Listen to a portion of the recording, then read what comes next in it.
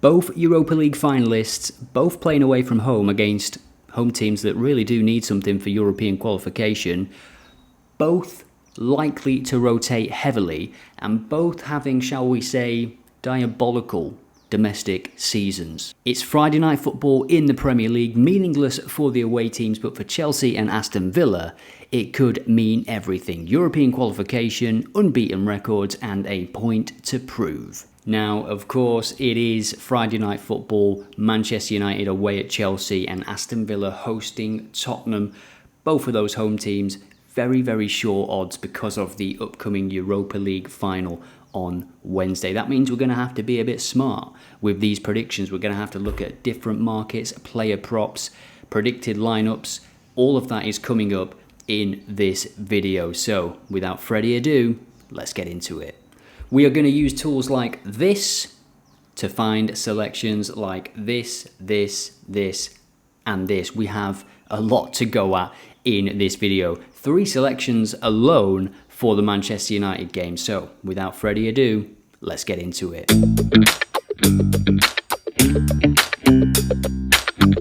So the first section of this video is of course about rotation, and we will start with Aston Villa against Tottenham. Tottenham's defence when they played against Bodo Glimt was Danso and Davies. In the Premier League, when they had that game upcoming, of course, when they played in that game, it was Romero and Van de Ven, as it will be in the final of the Europa League. So Danso, Davies, Jed Spence at left-back potentially. They don't really have the luxury of rotation anymore because of the injuries that they've got. Maddison's out, Bergval's out, Kulusevski is now out.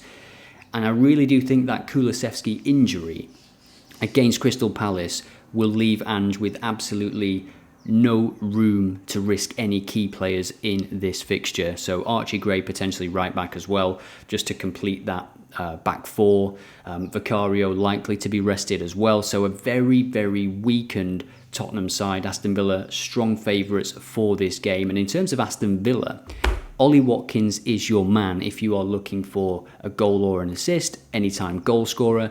With Rashford out, he is nailed on to start down the middle. And no football fan likes to see their team throw a game, but for Tottenham, they're literally 17th. I mean, it's just an absolutely disgraceful season for both Manchester United and Tottenham. 16th and 17th, absolutely crazy. Now for Manchester United, they're away at Chelsea, and in terms of rotation for them, they will play the kids. You can expect to not see Fernandes, Maguire, Onana. None of those will play. Mazraoui will be rested as well. And Obi Martin will start up top. A.Mass will be left wing back. Fredericks likely to play in the Mazraoui role. Luke Shaw probably will play left-sided centre-back. In fact, here is a predicted lineup for Manchester United, and we will use this. It will guide us when we come to put our selections together. Now for Chelsea, there is no Nicholas Jackson, and this actually offers an interesting opportunity, I think, because one of those midfielders is going to push up and be that number 9. I doubt that it's going to be Nkunku coming straight in. I think it's more likely to be Pedro Neto as the 9, Palmer as the 9. Sancho obviously cannot play in this game, but I think he would go to the left. Pedro Neto would go as the 9. It could be Cole Palmer. Caicedo comes in from right back to midfield, and then Reece James comes back into the team. I think that is the most likely. But again, keep that in your mind, because when it comes to anytime goal scorers, goal or assist markets, shots on target markets, if one of those midfielders is playing in that number 9 position, then there might be some value in the markets.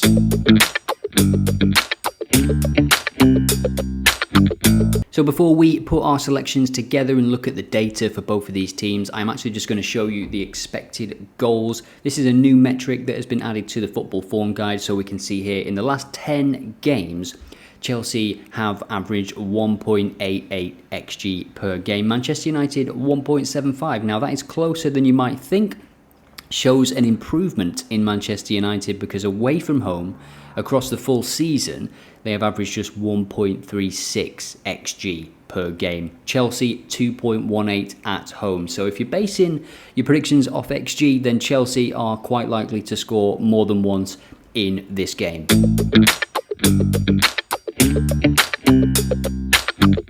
So So we'll start with Chelsea, Manchester United. We're going to check out the player props tool for this one.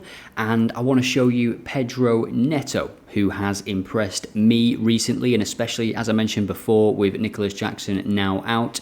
He is one of the main goal threats for Chelsea. He has been in the past few weeks anyway, even with Jackson there, with Palmer there. Palmer really hasn't done much in 2025, let's be honest. Sancho unavailable, of course, so Pedro Neto, for me, is the biggest goal threat. And this double that I'm putting together based on that and based on the fact that Neto has completed the majority of Chelsea's recent games, it focuses on that right side of Chelsea's attack where Neto or Madueke may feature. I think if Neto plays down the middle as the number 9, then this is an even better selection. Neto to have a shot on target and A.Mass to commit a foul down that left-hand side.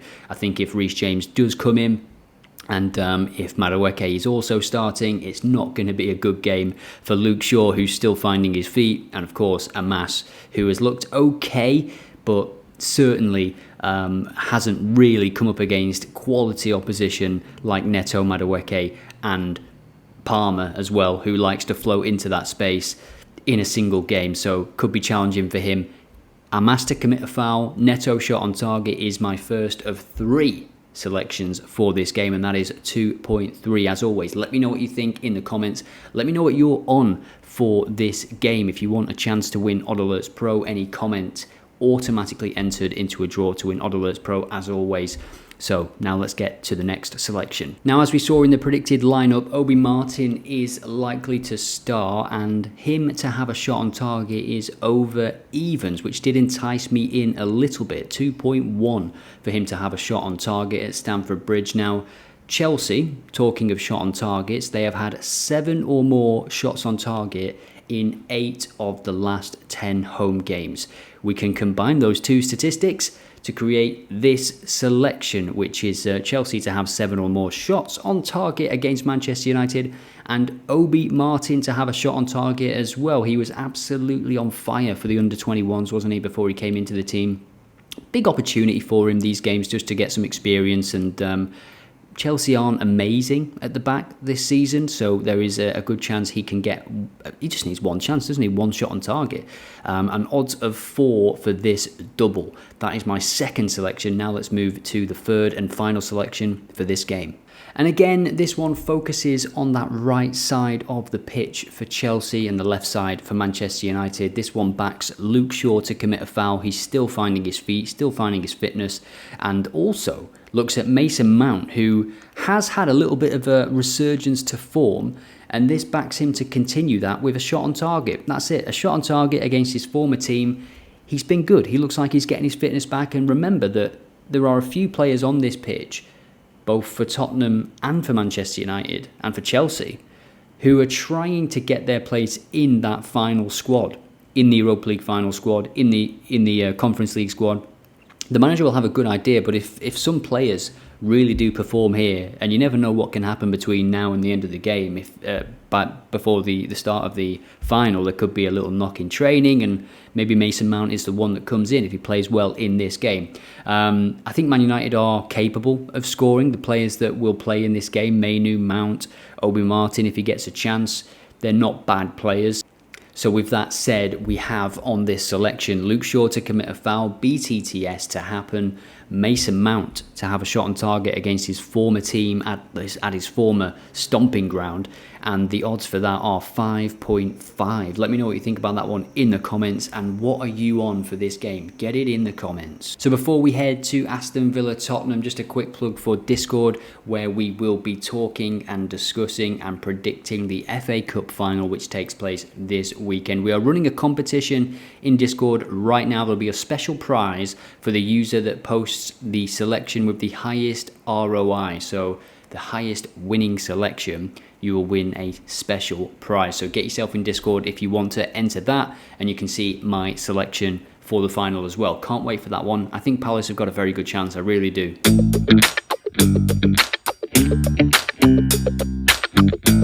So Aston Villa against Tottenham then. Tottenham are 17th.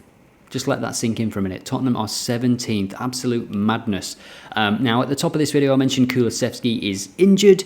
He got a knock in the previous game, so I do think that will have an impact on this game, in that Ange will not be looking to risk any players that he doesn't need to risk in what is essentially a meaningless game. Danso and Ben Davies will start, and Aston Villa are looking to remain unbeaten at home this season. They have scored in every single home game since early October, which was a 0-0 draw with Manchester United near the start of the season. I think it was their second home game, in fact. And for Tottenham, they come into this having won one Premier League game since February.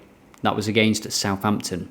That is abysmal. A single Premier League victory in 10 games. And they're in the Europa League final. Well done, but there's no masking the poor league form. 17th. They're 17th. It goes without saying, no clean sheet during that period for Tottenham, and I do not think they will start here. The odds for this game are absolutely terrible, but I have managed to put something together. Even Aston Villa to score in the second half, which I do think is quite likely, 1.25. Aston Villa to score more than once, quite likely. Watkins score or assist, Watkins anytime. Someone like Tielemans score or assist, McGinn score or assist would be good for this game, because I really do think Villa could get 2, 3, 4 goals in the last 20 minutes, especially if Tottenham are just not focused on the game, already losing. It could get pretty ugly for Tottenham. So some data here which ties into my predictions. Aston Villa has received 1.2 cards per home game across the last 10 games, so not too many, well disciplined, while Spurs have been booked in 94% of away games this season. Now, Aston Villa's opponents have been booked twice in 89% of games at Villa Park this season. What type of performance will we see from this Spurs team? Will they still be up for the fight? Will they even care to commit the fouls? I'm going to say that they will, because, as I say, I still think there's a bit of fight in those players that are playing, the players that will be fighting for their future, essentially. And we move now to Ben Davies on the player props tool. He's committed 8 fouls in his last 10 appearances, including 2 against Crystal Palace last weekend. So I'm going to go with Tottenham to get the most cards in this game and Ben Davies to commit a foul, and the odds there are 2.62. So let me know what you think about this one in the comments. That has been my Premier League predictions video. Remember, if you want a Europa League one, if you want actually maybe an FA Cup one, 500 likes on this video, and I will be back here as soon as possible. Remember to check out OddAlerts, of course, as well. All the data has come from OddAlerts, free and open to use. There are also pro tools as well if you want to take your football betting to the next level. See you in the next one.